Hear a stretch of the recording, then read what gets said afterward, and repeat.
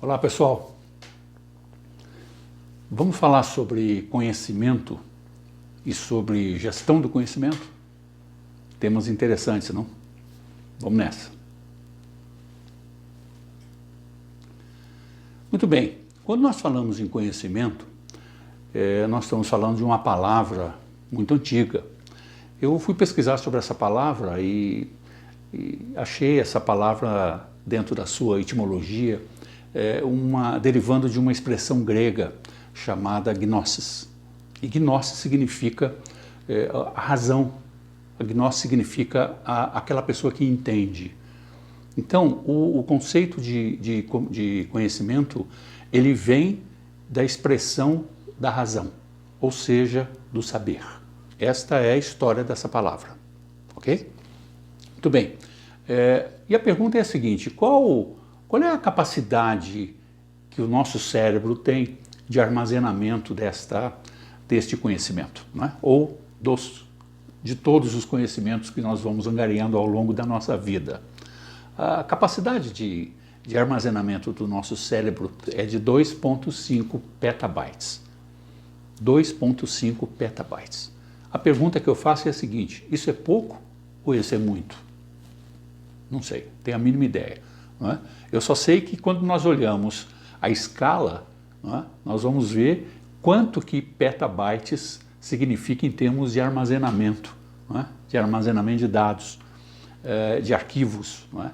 E 2,5 petabytes significa 2.560 teras. É muita coisa. Não é?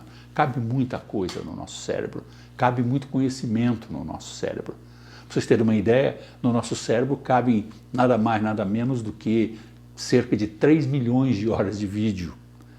No nosso cérebro cabe a coleção inteira, completa, da Biblioteca do Congresso Americano, que são nada mais, nada menos do que 144 mil títulos. Tudo isso cabe no meu cérebro e no seu cérebro. Então, esse é o depositário que nós temos de conhecimento, tá certo? E com isso nós vamos conceituar, então. E o conhecimento é o quê? O conhecimento é o ato de você conhecer por meio da razão. Conhecimento é o ato de você conhecer através das experiências práticas, através do discernimento. Então, conhecimento significa saber. E há uma pergunta muito clássica, né? E ele está onde? Em que lugar para eu buscá-lo? Não é? O conhecimento está sob forma de informações em vários lugares. Por exemplo, está nos livros, está nos seus celulares, não é? Nos arquivos dos seus celulares, está nos bancos de dados de empresas. Então, em todos esses lugares nós temos informações que podem ser transferidas para você armazenar no seu cérebro. Você tem recursos, não é? Você tem arquivos à vontade para poder armazenar todo esse conhecimento e utilizar esse conhecimento em seu favor. Não é? Existe, inclusive, o armazenamento é tão grande que você consegue ter o chamado conhecimento periférico. É o conhecimento associado, é o conhecimento que não é específico da sua especialidade, não é específico daquilo que você tem como meta profissional, como especialidade. Não é? É um conhecimento que vai além disso, chama-se conhecimento periférico. Tem um caso muito emblemático, né, sobre isso, que é o caso da Intel, o chip da Intel. Os computadores mais antigos tinham um problema muito sério de aquecimento, né? O chip aquecia, né, e o computador travava. E a Intel pesquisava de como resolver esse problema, e uma engenheira que é especializada em produção de chip, ela tinha um conhecimento periférico muito grande de outras áreas, e uma das áreas que ela trabalhou foi uma área de uma indústria de isolantes térmicos. E ela trabalhou muito tempo lá na área de borrachas e etc. E ela trouxe esse conhecimento, que não é necessariamente na área de eletrônica, e somou o conhecimento ao conhecimento da produção de chip e começaram a produzir chips como tivesse um invólucro que protegia o chip de expansão de calor, né, através do conhecimento dessa engenheira. E isso resolveu um grande problema. Não é? Não adiantava só ter o conhecimento em relação à eletrônica, mas precisava ter um conhecimento além da eletrônica. E foi o caso de um exemplo interessante dessa moça. Muito bem, falando sobre isso, a gente fica pensando, bom, e a empresa, ela não tem conhecimento? Não, na verdade, a empresa utiliza o conhecimento dos seus funcionários. Existe uma simbiose desses conhecimentos, que é chamado conhecimento individual e conhecimento coletivo ou conhecimento organizacional. Não é?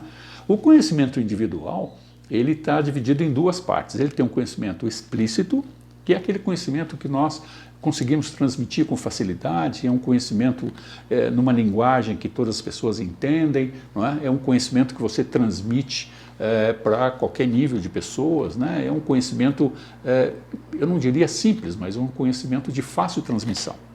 Existe um outro conhecimento chamado tácito. Esse conhecimento é mais complexo, porque não necessariamente em função dele, mas em função da dificuldade de transmissão.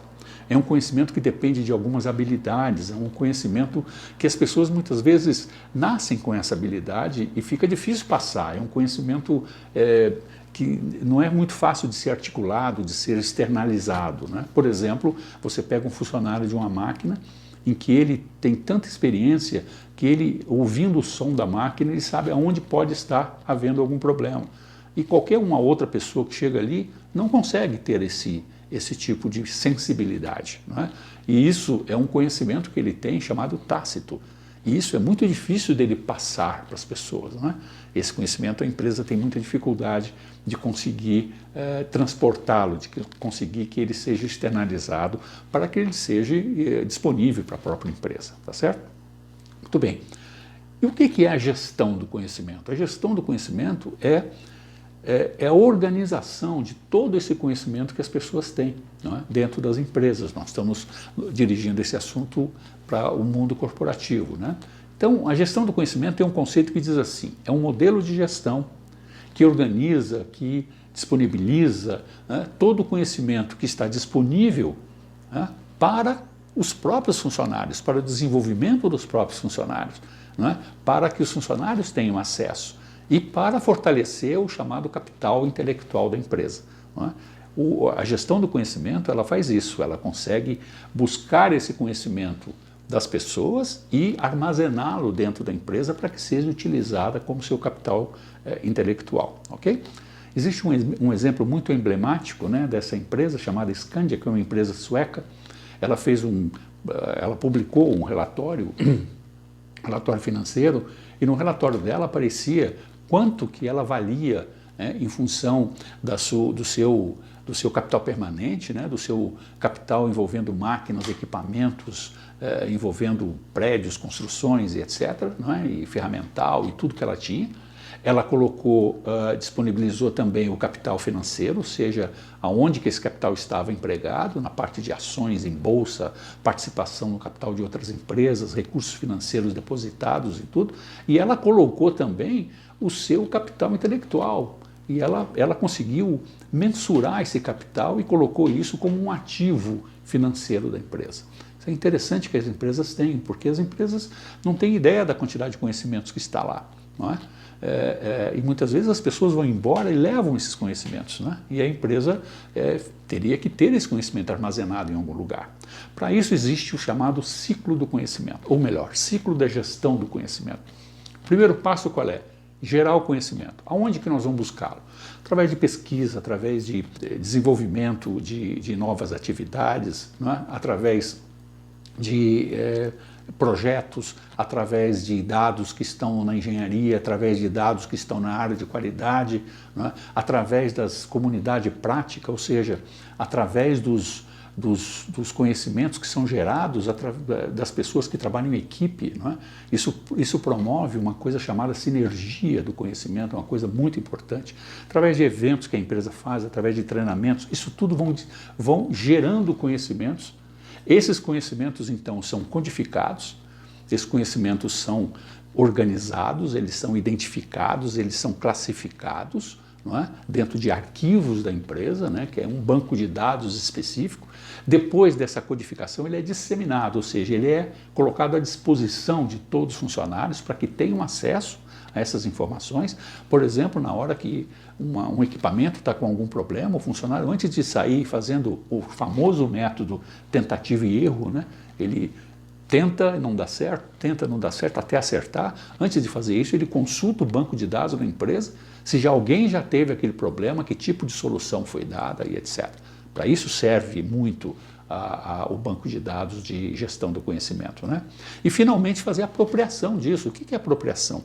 Apropriação é você pegar toda essa informação e customizar isso, ou seja, dentro da capacidade da empresa, você transforma esse conhecimento específico para uso da empresa e transforma isso em ativo financeiro, né? É um ativo da empresa, né? Transforma isso num ativo em que a empresa aumenta o seu valor, inclusive, em função de todo o conhecimento que ela tem organizado dentro da gestão do conhecimento.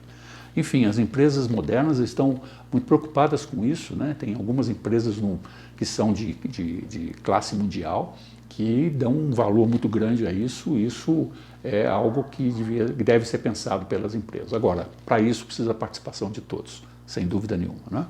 Existem benefícios? Sim, muitos benefícios na gestão do conhecimento. As empresas que administram a gestão do conhecimento, elas têm, um primeiro passo é a democratização do saber, a democratização do conhecimento, ou seja, acaba com esse monopólio, né? Só esse que sabe, só aquele que entende, não é? Então, esses conhecimentos não ficam depositados apenas nas cabeças das pessoas, eles ficam disponibilizados para que todos tenham acesso e possam utilizá-lo no seu trabalho, utilizá-lo na sua carreira, na sua vida profissional e utilizá-lo no seu próprio processo dentro da empresa. Então, esse monopólio é um dos que a gestão do conhecimento consegue eliminar. Outra coisa importante é que, tendo a gestão do conhecimento, nós temos a possibilidade de ter menos retrabalho. Porque toda vez que nós fizermos algo, nós fazemos dentro do conceito de fazer certo pela primeira vez. Por quê? Porque nós já fazemos baseado em conhecimentos anteriores, de experiências anteriores, de outras pessoas que ajudam, antes da gente ficar ensaiando, antes de a gente ficar testando primeiro, não é? Então tem muita coisa que o valor é muito alto para se fazer um teste. Então tem que ser certeiro, não é? Como dizia o célebre cientista Philip Crosby, né? Fazer certo pela primeira vez. E isso se baseia na gestão do conhecimento, né? Evitando o retrabalho. E outros tipos de vantagens, como favorecendo essa construção de competências coletivas, né? Através das atividades de grupo, que promovem, volto a dizer, a sinergia do conhecimento, ou seja, a somatória dos conhecimentos de todas as pessoas, seja no nível de operação, seja no nível de administração, etc. E promove um acesso mais amplo para todas as pessoas ao conhecimento coletivo. Ok? Muito bem, eu encerro este vídeo com essa expressão que tem sido muito comentada, né? O conhecimento é o ouro moderno, ou seja, nós precisamos investir nele, porque ele é que vai ajudar a eficácia dos resultados e vai ajudar o êxito nas carreiras profissionais. Então, é isso aí. Até o próximo vídeo aula. Não esqueçam de compartilhar sobre esse assunto no nosso WhatsApp, no nosso e-mail, e até o próximo vídeo. Um abraço.